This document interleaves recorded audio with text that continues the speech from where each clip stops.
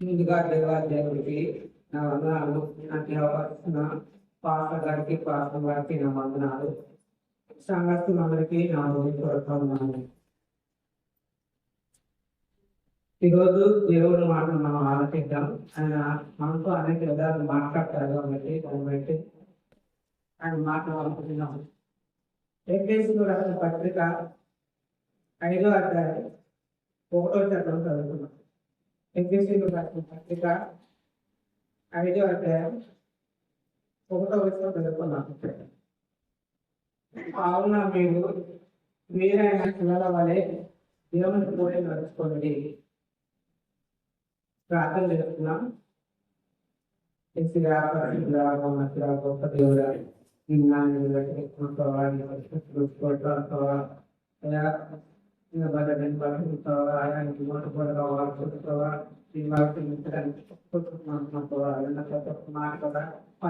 సహాయం దయచేయండి. పరిస్థితి తండ్రి ఆమె. ఇక్కడ చూస్తే ఎఫెసీయులకు రాసిన పత్రిక 5వ అధ్యాయంలో ఇక్కడ దేవుని పోలి నడుచుకోండి. ఈ అధ్యాయం నుంచి మనం దేవుని జాగ్రత్తగా ఇక్కడ చూస్తే ఈ మాటలు మనం టైటిల్ ఏం పెట్టుకున్నామంటే నీ నడికే నీ గమ్యం. నీ నడక ఏదైతే ఉండేదో అది గమ్యానికి చేస్తుందని మన ఉద్దేశం. అది మరణం, అది పరలోకమా మరణం అనేది మనం ఆలోచన చెప్పుకోవాలి. ఇక్కడ చూస్తే ఇక్కడ ఈ అధ్యాయం నుంచి 3 మాటలుగా మనం జాగ్రత్త. మొదటిది వచ్చేసరికి దేవుని పోలి నడుచుకుంటా, రెండోది వెలుగును పోలి నడుచుకుంటా, మూడోది వచ్చేసరికి జ్ఞానుల వలె నడుచుకుంటారు. జ్ఞానం కలిగి ఇక్కడ ఈ 3 మాటలు మనం జాగ్రత్త. మొదటి మాటలోకి వస్తే ముందుగా దేవుని పోలి నడుచుకుంటారు. మొదటి వచనం మనం చదువుతున్నాం. కావున మీరు వీలైన దేవుని వలె దేవుని పోలి నడుచుకోండి. ఇక్కడ చూస్తే కావున అని. కావున అంటే మనం ఆలోచన చేసింది ఏంటంటే ఇంతకు ముందు వేరే మాట రాసి ఉంచాడు. అది మనకి లేకపోతే వర్తమానంలో కూడా ముందు చెప్పిన దాంట్లో తెలుసుకున్నాం. ఏమనంటే మనం ప్రాచీన స్వభావం మొదలుకొని దేవుని పోలిన నవీన స్వభావం ధరించుకోవాలని రాజ్యకుడు మనతో మాట్లాడారు. ఆ నవీన స్వభావం ధరించుకున్న మనము ఎలా ఉండాలన్నది ఇక్కడ ఈ 5వ అధ్యాయంలో మనకి తెలియపరుస్తా ఉన్నారు. కావున మీరు వీలైన పిల్లల వలె దేవుని పోలి నడుచుకున్నది. ఇక్కడ దేవుని పోలి నడుచుకోవడం అనేది చాలా కష్టతరం. ఎందుకంటే ఆయన పోలి మనం నడుచుకోవడం మానవ పోలి నడుచుకుంటాం. కొన్ని ఇంటేషన్ చేయగలుగుతాం కానీ అన్నింటిలో చేయలేము. కానీ దేవుని పోలి నడుచుకోవడం మనకు చాలా కష్టం. కానీ ఇక్కడ మనం ఎలాగా నడుచుకోవాలంటే ఇక్కడ మనకి కింద మనకి తెలియపరుస్తూ ఉంటారు. అది జ్ఞాపకం చేసుకుంటూ మనం చదువుకుంది. ఇక్కడ మీరు వీలైన పిల్లల వలె, ఇక్కడ పిల్లల వలె అని చూస్తున్నారు. ఎందుకంటే మనం చిన్నప్పుడు చూస్తే చిన్న పిల్లలుగా ఉన్నప్పుడు తండ్రి మనం చెయ్యి పట్టుకొని ఆయన నడిపిస్తూ ఉంటారు.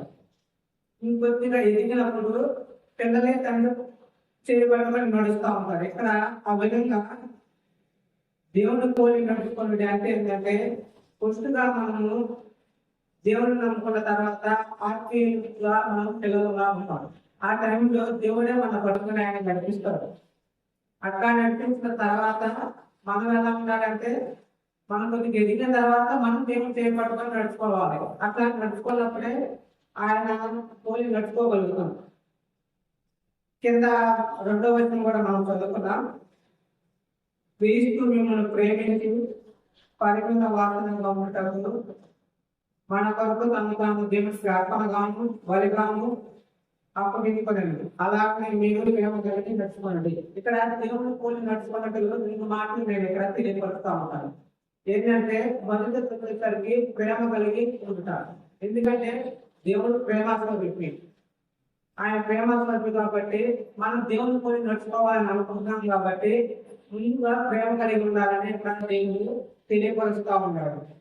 ఇక్కడ మిమ్మల్ని ప్రేమించి పరిమళ సువాసనగా ఉంటుంది. ఇక్కడ పరిమళ సువాసనగా ఉండటం అని ఇక్కడ తెలియపరుస్తా ఉన్నారు. ఎందుకంటే పరిమళ సువాసన అంటే ఒక మంచి లక్షణాలు అన్నమాట. ఇక్కడ చూస్తే మనం 2-3 రోజులు స్నానం చేయకపోతే ఎంతో వాసన వచ్చింది మా శరీరం అనేది.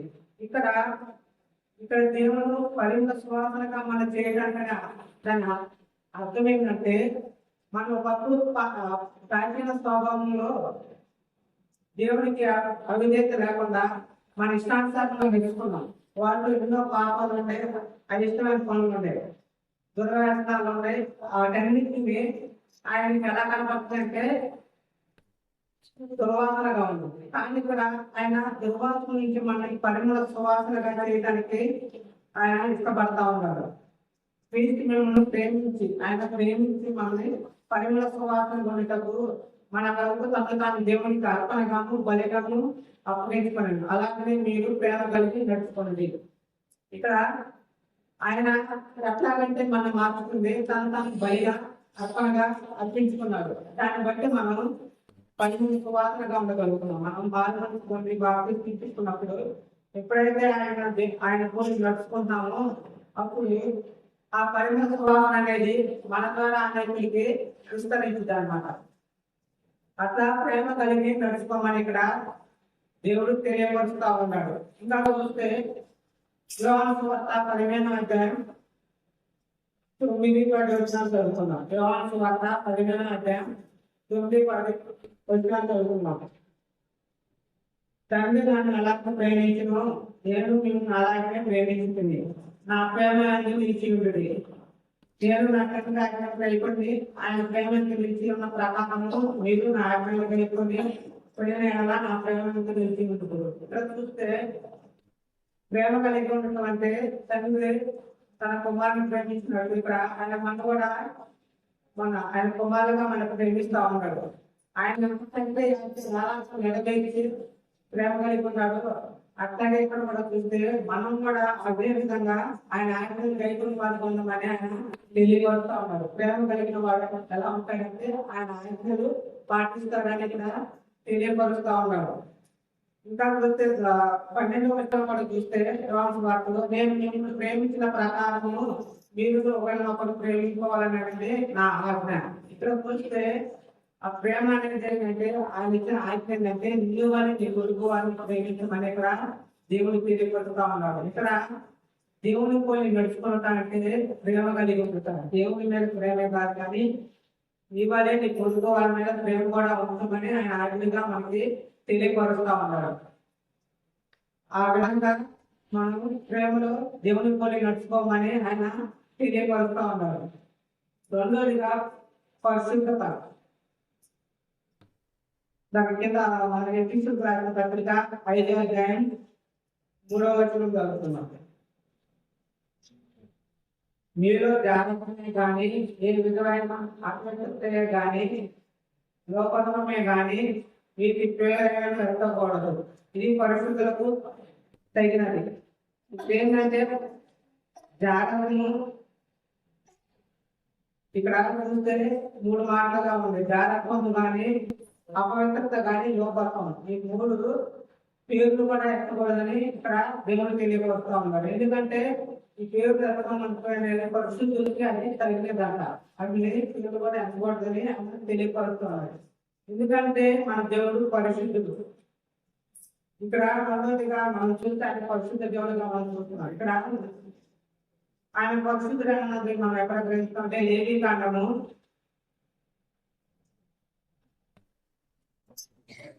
11వ అధ్యాయం 44వ వచనం చదువుతున్నాం. లేవీకాండము 11వ అధ్యాయం 44వ వచనం. నేను మీ దేవుడైన యెహోవా, నేను పరిశుద్ధుని కనుక మీరు పరిశుద్ధులై ఉన్నట్టు మిమ్మల్ని మీరు పరిశుద్ధపరచుకోవాలని. ఇక్కడ ఆ దేవుడు పరిశుద్ధుడు.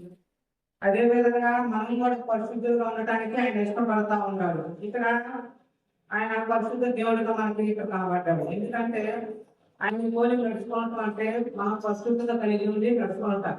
మనం పరిశుద్ధంగా ఉండటానికి కష్టమైనప్పటికీ మనం తెలుసుకున్నాం కదా, కొంచెం దేవుడు మనం నడిపిస్తాడు. ఆయన మనం వెళ్ళగలిగితే మనం కూడా పరిశుద్ధులుగా ఉండగలుగుతాం. ఆయన రక్తంలో కడగబడితే మనం పరిశుద్ధులుగా మారబడతాం. అది మనం గ్రహించుకోవాలి ఇక్కడ. ఆ విధంగా పరిశుద్ధ దేవుడు మనకి తోడుగా ఉంటాడు. చూస్తే ఇంకా కింద వచ్చినారు పరిస్థితులు ఎలా ఉండాలి ఏంటని చూస్తే ఎపిసోడ్ రాసిన పరిస్థితుల్లో 4-5 వచనాలు కూడా మనం చదువుకున్నాం. కృతజ్ఞత వచనమే మీరు ఉచ్చరింపవలని కానీ మీరు బూతులైనను బోతుల మాటలైనను సరస్వతులైనను ఉచ్చరింపకూడదు. ఇక్కడ పరిస్థితులు ఎలా ఉండాలి అంటే పోగిన మాటలు సరస్వతులు అనేవి కూడా నోటి నుంచి రాకూడదని ఇక్కడ దేవుడు తెలియపరుస్తా ఉన్నాడు. ఇంకా దాని కింద వచ్చిన కూడా చూస్తే వ్యభిచారైనను అపవిత్రుడైనను విగ్రహాధిపడైన లోబైనను తీసుకునే దేవుని యొక్క రాజ్యముకు అప్పులాడు కావాలన్న సంగతి మీకు నిశ్చయముగా తెలియదు. ఇక్కడ దేవుని రాజ్యానికి వారసులుగా ఉండాలంటే ఎలా ఉండాలంటే ఇక్కడ ఒకటి పవిత్రంగా ఉన్నాడు. వ్యభిచారైన వాడు దేవుని రాజ్యంలోకి రాలేడని చెప్తున్నాడు. రెండవది అపవిత్రుడు విగ్రహాధిపతులైన లోబి. ఇక్కడ చూస్తే వ్యభిచారం అనేది ఏంటంటే అది ఒక పాపం. అది శరీరం మన చేసిన పాపం అనేది బయటకు ఉంది. కానీ ఈ వ్యభిచారం అనేది మన శరీరాన్ని కలిగించేది. ఈ శరీరం దేవుని ఆరోగ్యం ఉన్నది కాబట్టి వాటికి దూరంగా ఉండమని ఇక్కడ దేవుడు తెలియపరుస్తా ఉన్నాడు. ఇంకా చూస్తే రెండోది అపవిత్రత. ఏ విధమైన అపవిత్రతలు మీరు పాల్గొన కావద్దని ఇక్కడ దేవుడు తెలియపరుస్తా ఉన్నాడు. ఇంకా మూడో చూస్తే విగ్రహాధిపతుడైన లోబి. ఇక్కడ చూస్తే లోబి అనే ఆలోచన చేస్తే లోబి అంటే ఇక్కడ దురాశ. ఏంటంటే విగ్రహం అనేది ఏంటంటే కళ్ళకుండా ఉండేది అనమాట. ఆత్మీయంగా ఆలోచన చేస్తే ఏంటంటే మనకున్న ఆలోచనలు దురాలోచనలు ఏంటంటే ధనాపేక్ష ఉండొచ్చు. అది స్థిరంగా మనం మన మైండ్ లో పెట్టుకొని దాని ప్రకారంగా నడుచుకుంటా దాన్ని ఆరాధించుతా ఆ విగ్రహాన్ని. ఆ దురాన్ని కలిగి ఉండకూడదని ఇక్కడ దేవుడు మనకి తెలియపరుస్తా ఉన్నాడు. ఇంకా దాని కింద వచనం కూడా చూస్తే 6వ వచనంలో ఆయన వ్యర్థమైన మాటలను ఎవరైనా మిమ్మల్ని మోసపరచని వీకుడి. ఇది క్రియల వల్ల దేవుని యొక్క అవిధేయమైన వారి యొక్క వచ్చును కనుక మీరు అట్టి వారితో పాలేవారైన ఇక్కడ ఏంటంటే వ్యర్థమైన మాటలు చెప్పేవాళ్ళు అనేకలు ఉన్నారంట. వారితో పాల్గొనడానికి తెలియకొస్తున్నారు. ఎందుకంటే ఒక ఎగ్జాంపుల్ గా చూస్తే ఒక దొంగతో పాటు మనం వెళ్ళినప్పుడు ఆ చుట్టుపక్కల ఎవరు లేరు, మనమే ఉన్నాం. ఆ దొంగతనం చేస్తుండగా పోలీసుకి పట్టుబడినప్పుడు ఆ పక్కన ఉన్న మనం కూడా దొంగలుగా నిలుస్తారు. అది ఒకటైతే ఇంకోటి పేకాట వాళ్ళు పేకాట వెళ్తూ ఉంటారు. వాళ్ళకన్నా చూడటానికి ఎక్కువ మంది వెళ్తూ ఉంటారు పేకాటకి. కానీ పోలీసులు వచ్చే టైంలో పారిపోతారు, యాడనందరూ పట్టుబడతారు. ఎందుకంటే ఆ విధంగా ఉండింది. మన వాళ్ళతో పాల్గొనప్పుడు పొందకూడదు. ఎందుకంటే మన తప్పు అక్కడ వాళ్ళతో సహవాసం అనేది చేయకూడదు. మనం కూడా అపవిత్రులుగా ఇచ్చేస్తారు. కానీ అక్కడ పట్టుబడ్డ వాళ్ళు మళ్ళీ బయటకు వచ్చి కాళ్ళ దగ్గర తీసుకుని తిరగచ్చు. కానీ ఇక్కడ మనం దేవుడికి పట్టుబడినప్పుడు మనం దేవుడికి ఎప్పుడు పట్టుబడతామంటే మనం చనిపోయినాక మనం తీర్పు అనేది ఒప్పుకుండేది కాబట్టి ఆ టైంలో ఆయన చేతికి మనం అట్లా వెళ్ళకూడదు. అందుకని అటువంటి వాళ్ళు వ్యక్తమైన మాటలు చెప్పే వాళ్ళతో పాల్గొంటూ పొందని ఇక్కడ దేవుడు తెలియపరుస్తూ ఉన్నాడు. ఎందుకంటే ఆ వ్యక్తమైన మాటల వల్ల అది మనకి నరకానికి తీసుకెళ్ళేది. అది మనం గ్రహించుకొని ఇక్కడ దేవుని పోలి నడుచుకోమని ఇక్కడ దేవుడు మనకి స్పష్టంగా తెలియపరుస్తూ ఉన్నాడు. ఇప్పుడు వరకు మనం 7 వచనం దాకా ధ్యానించాం దేవుని పోలి ఎలా నడుచుకోవాలి అని. ఒక ఎగ్జాంపుల్ చూస్తే ఇక్కడ దేవుని పోలి అని ఉంది కదా, ఒక పాస్టర్ పోలి అంటే ఎందుకు రాయలేదు అని ఎగ్జాంపుల్ గా తీసుకుంటే, ఎందుకంటే ఇక్కడ దేవుడు మానవుడికి చాలా వ్యత్యాసం ఉంది. దేవుడు బలవంతుడు, ఇక్కడ మానవుడు వచ్చేసరికి బలహీనుడు. ఎందుకంటే ఒక ఎగ్జాంపుల్ గా చూస్తే ఒక దైవజనుడు వారి సంఘము, ఆ సంఘం మొత్తం దైవజనుడు మాట ఉంటా ఉంటారు. ఆ దైవజనుడు కూడా ఆత్మీయంగా బాగానే ఉంటాడు, అంతా బాగా ఉండేది. ఆయన అన్నింటిలో పర్ఫెక్ట్ గానే ఉంటాడు, కానీ ఆయనకు ఒక బలహీనత ఉండదు. ఆ బలహీనతగా మనం ముందు తెలుసుకుందాం. వారికి ఒక రోజు దర్శనం వచ్చింది పాస్టర్ గారికి. ఏమనంటే ఒక పెట్టలకు ఏనుగు ఆకాశం నుంచి పర్వతం నుంచి దిగివచ్చి మీ అందరినీ కొన్ని తీసుకుపోవాలని ఒక దర్శనం అనేది వచ్చింది. అది గ్రహించిన పాస్టర్ వారి సంఘాన్ని కొన్ని మొత్తాన్ని తీసుకుపోవాలని ఆలోచన చేస్తా ఉంటాడు. ఒక వారం తర్వాత అది రాణి వచ్చింది. వీరందరూ సిద్ధంగానే ఉంటారు. సిద్ధంగా ఉండి ఆ రెక్క ఏమిటి తాక పట్టుకొని పైకి వెళ్తా ఉన్నారు అనమాట. వెళ్తా ఉన్నాక ఒక విశ్వాసకి ఒక ఆలోచన వచ్చింది. ఏమని అంటే, పాస్టర్ గారు మీరు వాక్యం చెప్తారు కదా, పర్వత చాలా దిగుగా ఉండేది కదా, ఏనుగా ఉంటుంటే దాంట్లో మనం పడతాం, అసలు ఏమి పట్టిద్దా మనం వెళ్తామని ఆలోచన వచ్చింది అనమాట. ఆలోచన వచ్చి పాస్టర్ అడిగితే ఆయన ఏమన్నాడంటే ఆయన ఒక బలహీనత, దేవుడు బలవంతుడు బలహీనత కాబట్టి ఆయన బలహీనత నేను చూశాను. ముందుగా నా దగ్గర నాకు కనబడింది, ఎంతాను చేయదాపాడు, చేయదాపగా నాకు కనబడ్డాడు. అది దేవుని పోలి నడుచుకుంటే ఆయన మీద ఆధారపడి ఉంటారు. ఆయన బలవంతుడు కాబట్టి ఆయన నడిపిస్తారు.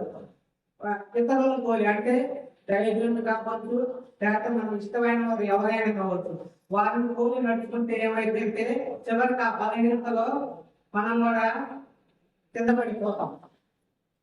మనం అనుకున్న నిత్య జీవ వార్తని పొందుకోలేము. అందుకని ఇక్కడ దేవుడికి స్పష్టంగా తెలియపడతాడు. ఎందుకంటే దేవుని పోలి నడుచుకుంటుంది.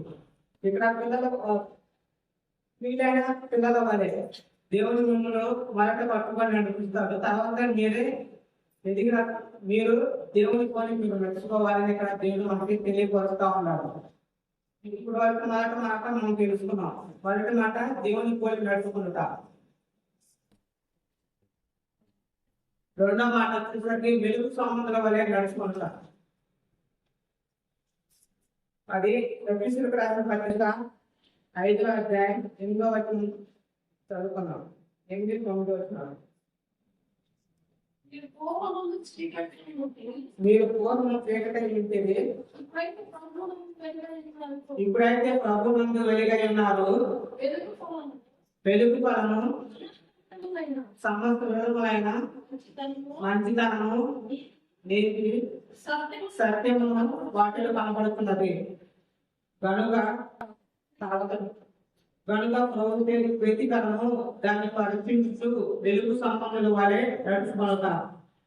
ఇక్కడ 10వ వచనంలో వెలుగు సంపన్నుల వారే నడుచుకొనట అంగవేయం చేసుకుంది. ఇక్కడ రెండవ మాట మనది ఏంటంటే వెలుగు సంబంధులుగా నడుచుకోమని ఇక్కడ దేవుడు తెలియపరుస్తా ఉన్నాడు.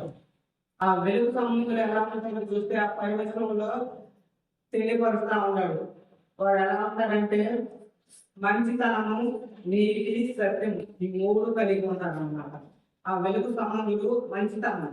ఎందుకంటే ఇప్పుడు వరకు దేవుని పోలి నడుచుకోమని ఇక్కడ ఆ దేవుని పోలి నడుచుకున్న వారు ఎప్పుడు చూసినా, వారిని మనం అబ్జర్వ్ చేసినా, వారి యొక్క క్యారెక్టర్ మనం చూస్తే వారు మంచి వారిగా ఉంటారు. రెండోది వారు సత్యంగా మాట్లాడుతూ ఉంటారు, నీతి కలిగి ఉంటారు. ఆ విధంగా మనం కూడా వెలుగు సంబంధాల వరే ఇక్కడ దేవుడు నడుచుకోమని ఇక్కడ తెలియపరుస్తా ఉన్నాడు. దాని కింద వచనాలు కూడా మనం ధ్యానం చేద్దాం. 12వ వచనం వరకు చదువుకున్నాం.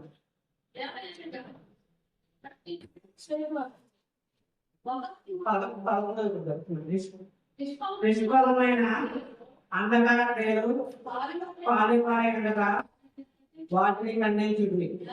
రాలేనగా అట్టి క్రియలు తెలివారు రహస్యము జరిగిన పనులను గురించి మాట్లాడటం అవమానకరమైనది. ఇక్కడ చూస్తే వెలుగు సంబంధాలుగా ఉన్న మనము ఎలా ఉండాలంటే ప్రాచీన స్వభావంలో విడిచిపెట్టి మళ్ళీ రాకూడదు అనమాట. ఇక్కడ నిష్ఫలమైన అంధకార క్రియలు, అటువంటి క్రియలు కలిగి ఉండకూడదని ఇక్కడ దేవుడికి తెలియపరుస్తూ ఉంటాడు. ఇంకా చూస్తే ఆయన వెలుగు సముద్రంలో ఉన్నమని మత్తయి సువార్త 5వ అధ్యాయం 16 నుంచి కూడా ఒకసారి చదువుకున్నాం. మత్తయి సువార్త 5వ అధ్యాయం 16వ వచనం. మనుషులు దీపము వెలిగించే మనుషులు పదహారు మనుషులు మీ సత్క్రియలను చూసి పరలోకమున్న మీ తండ్రిని మహిమపరచినట్లు వారి ఎదుట మీ వెలుగు ప్రకాశింపనేది. ఇక్కడ వెలుగు సంబంధం ఉన్న మీరు దేవుని యొక్క వెలుగుని ప్రకాశింపనేయమంటున్నాడు. ఏ విధంగా అంటే సత్క్రియలు అంటే మంచి క్రియలు. మనం చేసే పని మనం ఏమన్నా చేస్తున్నామంటే మన వ్యక్తిత్వాన్ని ఎవరైనా చెప్పాలంటే మన క్యారెక్టర్ బట్టి వాళ్ళు అంచనా చెబుతారు. అందుకని ఇక్కడ మన క్యారెక్టర్ ఎట్లా ఉండాలంటే మంచిగా ఉండాలి, నీతిగా ఉండాలి, సత్యంగా మన అన్నిటికీ మంచివారుగా మనకు కనబడతా ఉండాలి. అదేవిధంగా నీతిమంతుడుగాను సత్యమంతుడుగా మనసు ఉండాలని ఇక్కడ దేవుడు తెలియపరుస్తా ఉన్నాడు. ఆ సత్క్రియలు కలిగి ఉన్నప్పుడే మనము వెలుగు సంబంధంగా ఉండగలుగుతాము, ఆ వెలుగులో నడవగలుగుతాం అంటాం. ఇంకా చూస్తే దాని కింద వర్షాలు చదువుకున్నాం. ఎఫెసీయుల రాసిన పత్రిక 5వ అధ్యాయము 13వ వచనంలో చదువుకుందాం. సమస్తము కనింపబడి వెలుగు చేత ప్రత్యక్షింపబడును. ప్రత్యక్షపరచిన లేదు, అది వెలుగే కదా. వెలుగు అనేది ఏంటంటే సమస్తం ఇప్పుడు దాకా మనం అనుకున్న వ్యర్థమైన క్రియలు, నిష్ఫలమైన క్రియలు విడిచిపెట్టి అది ఎలా వెలుగులోకి వచ్చిందంటే దేవుని యొక్క వెలుగు మన మీద ఉదయించినప్పుడే అది మనకు తప్పు అని గ్రహించుకోగలుగుతున్నాం. ఆ ప్రాచీన స్వభావాన్ని ఖండించినప్పుడు మనం ఆయన వెలుగులో ఉండగలుగుతామని ఇక్కడ దేవుని తెలియపడుతూ ఉన్నాడు. 14వ వచనంలో చదువుకుంటే అందుచేత నిద్రించుకున్నాను నీవు మేలుకొని మృతుల్లో నుండి లేవు, క్రీస్తు మీ మీద ప్రకాశించి ఆయన చెప్పుతున్నాడు. ఇక్కడ చూస్తే నిద్రిస్తున్న మీరు మేలుకోమని ఇక్కడ దేవుని తెలియపరుస్తా ఉంటారు. ఎందుకంటే ఒకప్పుడు మనకి ఎలా నడుచుకోవాలో, మనం ఎలా ఉండాలో, నిత్యరాజ్య భాష ఎలా కావాలో తెలియదు. ఎందుకంటే ఆయన మన కోసం బలియాగమయ్యాడు. ఆయన రక్తము ద్వారా మనం పవిత్రపరచబడ్డాడు. అదే విధంగా ఆయన యొక్క వెలుగు మన మీద ఉదయించడం వల్ల మనలో ఉన్న లోపాలు, పాపాలు అనేది మనకి తెలిసింది. అది మనం గ్రహించుకున్న మనము ఆ వెలుగు సంబంధంగా ఉన్నామని ఇక్కడ దేవుడు తెలియపరుస్తా ఉన్నాడు. అందుచేత నిద్రిస్తున్న మీరు మేలుకొని మృతుల్లో నుండి మృతులు. ఒకప్పుడు క్రియలు లేని విశ్వాసం ఎలాంటిదంటే మృతముతో సమానమని ఇక్కడ దేవుడు తెలియపరుస్తా ఉన్నాడు. ఒకప్పుడు మనం క్రియలు లేవు, క్రియల్లో కూడా మంచి క్రియలు మనకి లేవు కాబట్టి ఆ ప్రాచీన సభను వదులుకున్న మనము దేవుని పూలు పెట్టుకున్న మనం ఎలా ఉండాలంటే ఇక్కడ ఆ మృతులోంచి లేకపోవడానికి ఆయన రక్తంకి మనం రావాలి. ఆ విధంగా వెలుగు సముద్రంలో మనం ఉండమని ఇక్కడ దేవుడు మనకి తెలియపరుస్తూ ఉన్నాడు. అసలు దేవుడిని మనం ఈరోజు ఎంతగానో జ్ఞాపకం చేసుకుంటూ మనలో ఉన్న లోపాలు ఆయన ఆ వెలుగులో మనకి తెలియపరుస్తున్నందుకు ఆయన జ్ఞాపకం చేసుకుంటా ఉండాలి. ఆ జ్ఞాపకం చేసుకున్న మనము అట్లా వదిలిపెట్టుకున్నారు క్రియల రూపంలో. ఆ క్రియల రూపం ద్వారా మనము ఆయన వెలుగు సముద్రులు ఎలా ఉంటారు, మంచితనం కలిగి ఉంటారు, నీతి కలిగి ఉంటారు, సత్యం కలిగి ఉంటారు. ఆ విధంగా నడుచుకోమని ఇక్కడ దేవుడు మనకి తెలియపరుస్తూ ఉన్నాడు. ఇప్పుడు 2వ మాట కూడా మొదటి మాట వచ్చేసరికి దేవుని పోలి నడుచుకున్నట, రెండోది వెలుగు సముద్రుల వల్ల నడుచుకున్నట. ఇక 3వ మాటకు వస్తే జ్ఞానుల వల్లే నడుచుకుంటా. ఇక్కడ చూస్తే ఎఫెసీయులకు రాసిన పత్రిక 5వ అధ్యాయం 15వ నుంచి 21వ వచనం దాకా మనం ఒకసారి ధ్యానం చేద్దాం. 15వ వచనం చదువుకుందాం. దినంలో చెడ్డాయి కనుక మీరు సమయం పోనీ యొక్క సద్వినియోగం తెలుసుకోవచ్చు. అజ్ఞానం వలె కాక జ్ఞానం వలె నడుచుకున్నట్లు జాగ్రత్తగా చూసుకోండి. ఇక్కడ జ్ఞానం వలె నడుచుకుంటాం జాగ్రత్తగా నడుచుకోండి.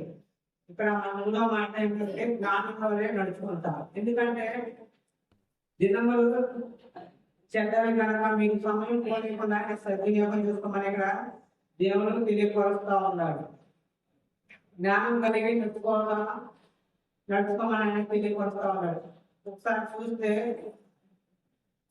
ఆ జ్ఞానం ఉన్నది ఎలా నడుచుకోవాలని ఆలోచిస్తే కీర్తనలు 111వ కీర్తన 10వ చరణం చదువుకున్నాం. ఆ జ్ఞానం అనేది ఎలా వస్తుందో మనం ఆలోచన చేస్తే కీర్తనలు 111వ కీర్తన 10వ చరణంలో మనకి తెలియపరుస్తూ ఉంటుంది. యెహోవా యందలి భయము జ్ఞానమునకు మూలము. చూస్తే ఆ జ్ఞానం యాన్ని చూపించాలంటే దేవుని యొక్క భయం కలిగినప్పుడే ఆ జ్ఞానం అనేది వచ్చి దానికి దేవుడు తెలియపరుస్తూ ఉన్నాడు. యెహోవా యందలి భయము జ్ఞానమునకు మూలం అంటారు. ఆ జ్ఞానం కావాలంటే ముందుగా దేవుని భయం మనలో ఉండాలని ఇక్కడ దేవుడు తెలియపరుస్తూ ఉంటాడు. ఆ జ్ఞానాన్ని మనం ఆయన భయం ఎలా చూపించాలంటే ఇక్కడ 17వ శతం మనం ఒకసారి చదువుకున్నాం. 17వ వచనం ఎఫెసీయులకు రాసిన పత్రిక 5వ అధ్యాయం 17వ వచనం. ఇందు నిమిత్తము మీరు అవివేకులు కాక వారి యొక్క చిత్తమైన ప్రయాణించుకోండి. ఇక్కడ ఆయన ఏమేమి చెబుతున్నాడంటే అవివేకులు కాక అంటే జ్ఞానం లేని వారు కాక జ్ఞానం కలిగి నడుచుకోమంటున్నాడు. ఎందుకంటే ప్రభు యొక్క చిత్తం ఏంటో ప్రయత్నం నడుచుకోమని ఇక్కడ తెలియపరుస్తూ ఉంటాడు. ఇక్కడ మనం చెప్పే ప్రతి ఒక్క మాట కూడా చూస్తే నడుచుకొనుట, మొదటి దేవుని పోలి నడుచుకొనుట, 2 వెలుగు సంబంధులుగా నడుచుకొనుట, 3 జ్ఞానం పోలి నడుచుకొనుట. ఈ 3 మాటలు కూడా నడుచుకొనుట. ఎందుకంటే మన మార్గం అనేది ఎట్లా ఉంటుందో మన గమ్యం కూడా మనకి తెలియపరుస్తూ ఉంటుంది. అది మనం గ్రహించుకోవాలి. ఇక్కడ చూస్తే అవివేకులు కాక జ్ఞానం వల్ల నడుచుకోమని ఇక్కడ దేవుడు తెలియపరుస్తూ ఉన్నాడు. ఇంకా దాని కింద వచ్చిన కూడా చూస్తే 5:18 కూడా చదువుకుందాం. మరియు మద్యంతో మత్తులై ఉండేపడి దానిలో దుర్వ్యాపారం కలదు, అయితే ఆత్మపూర్ణై ఉండేది. ఇక్కడ చూస్తే మరియు మద్యముతో మత్తులై ఉండేపడి దానిలో దుర్వ్యాపారం ఉందంట. ఇక్కడ మద్యముతో మత్తులై ఉండటం అంటే ఏంటంటే మద్యం అనేది ఏంటంటే మత్తులుగా చేసింది. ఈ మత్తు అనేది మన ఆధ్యాత్మిక ఆలోచన చేస్తే ఏంటంటే ఇక్కడ మన మధ్యలో ఒక ఆలోచన పెట్టుకొని ఉండి దానిలోనే కూర్చుకోవడం అనమాట.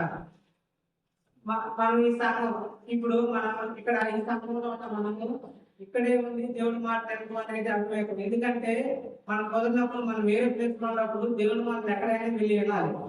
అది ఇంకో ఆ విధంగా మనం చెప్పకుండా ఒకే దాంట్లో ఉండటం అనేది తప్పు. అవివేకంగా మనం నడుచుకుంటాం. ముందుగా ఉండటం అంటే ఏంటంటే మన మీద పెట్టుకుని అదే పూర్తిగా పోవటం అనేది కూడా తప్పుగా ఇక్కడ మనం అనుకోవాలి.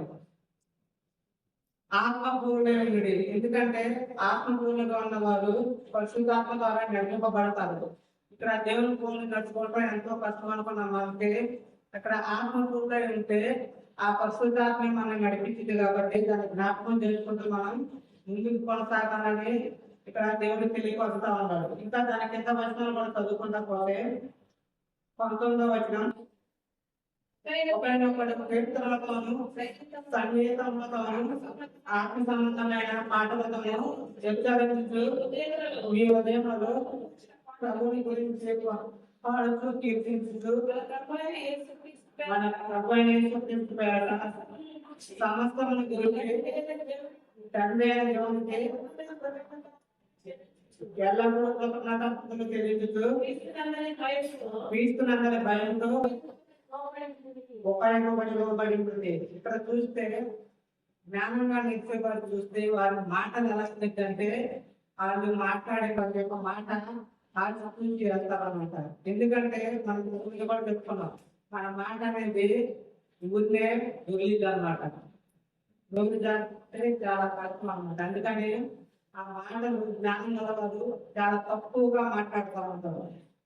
అట్లా జ్ఞానం పోటీ నడుచుకోమని దేవుని తెలియపడుతున్నారు. వాళ్ళు ఎలా ఉంటారంటే దేవుని స్ఫూర్తిస్తా కృతజ్ఞతాస్తుతులు చెల్లిస్తూ దేవుని పట్ల విధేయత కలిగి పాటలు పడుతూ ఉంటారని ఇక్కడ జ్ఞానం కలిగిన వారిని ఇక్కడ దేవుడు తెలియపడుతూ ఉన్నాడు. చివరి వచనంలో కూడా చూస్తే క్రీస్తునందరి భయముతో ఒకరినొకరు లోబడి ఉంటుంది. ఇక్కడ వాళ్ళ దేవుని భయం కలిగి ఎవరు జ్ఞానం కలవారు.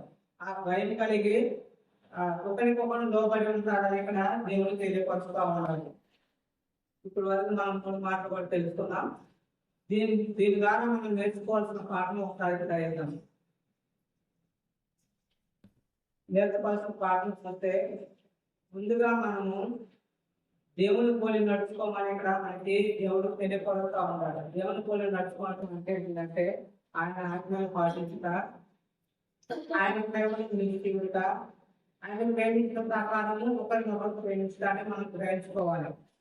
రెండోది పరిశుద్ధులుగా ఉండమని ఆయన తెలియపరిచాడు. ఆయన ఎందుకంటే ఆయన పరిశుద్ధుడు కాబట్టి అట్టి పరిశుద్ధత మనం కూడా కలిగి ఉన్నామని ఆయన తెలియపరుస్తూ ఉన్నాడు.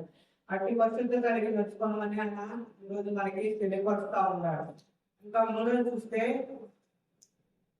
మోసపరుచు వారికి దూరంగా ఉండాలి. ఎందుకంటే ఇక్కడ మోసపరుచు వారికి దూరంగా ఉండాలంటే మన భౌతికంగా ఎంత ఆలోచన ఆధ్యాత్మికంగా ఆలోచన చేస్తే కొంత అబద్ధ ప్రవర్తనలు అబద్ధ పాటలు ఎంతో మంది వచ్చారు.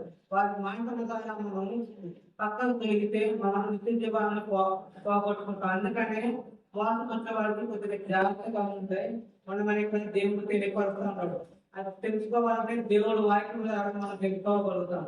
ఒక వ్యక్తి మాట్లాడే మాట దేవుని గ్రంథం నుంచి ఉందా లేదా అనేది మన ఆలోచన చేసుకుని జ్ఞానంలో నడుచుకోమని ఇక్కడ దేవుడు తెలియపరుస్తూ ఉన్నారు. ఇంకా జ్ఞానం కలిగి ఉందిగా ఆ జ్ఞానం ఎలా జరుగుతుందంటే ఇక్కడ కీర్తనలు 111 చూస్తే దేవుని అందరూ భయం వల్ల ఆ జ్ఞానం అనేది దొరికిద్దని కూడా దేవుడు తెలియపరుస్తూ ఉన్నాడు. ఎందుకంటే ఆ జ్ఞానం కలిగినప్పుడే మనము ఏది మంచి ఏది చెడో తెలుసుకోగలుగుతా ఉంటాం. ఆ వెలుగు సంబంధులుగా ఉండగలుగుతాం. అందుకని జ్ఞానం కలిగి నడుచుకోమని ఇక్కడ దేవుడు తెలియపరుస్తూ ఉన్నారు. ఇంకొక మాట వచ్చేసరికి ఎల్లప్పుడూ కృతజ్ఞత స్తుతులు చెల్లించాలి. ఎందుకంటే జ్ఞానం కలిగిన వాళ్ళు దేవుని స్తుతిస్తారు. ఆ దేవుని స్తుతించడం అంటే కష్టంలో ఉన్నా కానీ దేవుని స్తుతిస్తారు, ఆనందంలో ఉన్నా స్తుతిస్తారు. అటువంటి జ్ఞానము మనకి దేవుడు కలుగునే రీతిగా మనం ఈరోజు ప్రార్థన చేసుకోవాలి. అదేవిధంగా దేవుని భయం కలిగి ఒకరికొకరు లోపడమని ఇక్కడ దేవుడు తెలియపరుస్తూ ఉన్నాడు.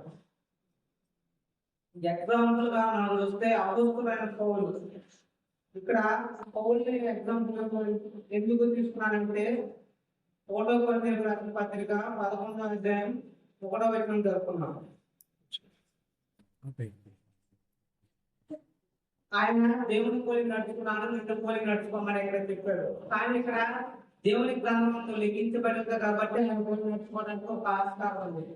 ఇప్పుడు మనం ఇతరులు పోలి నడుచుకోవడానికి ఒక గ్రంథంలో రాయబడి లేదు కాబట్టి మనం ఇతరులు పోలి నడుచుకోకూడదు. ఎందుకంటే దేవుని పోలి నడుచుకోమని ఇక్కడ చివరిగా దేవుడు తెలియపరుస్తూ ఉన్నాడు. దేవుడి వాక్యం దీవించుగాక. ఆమేన్.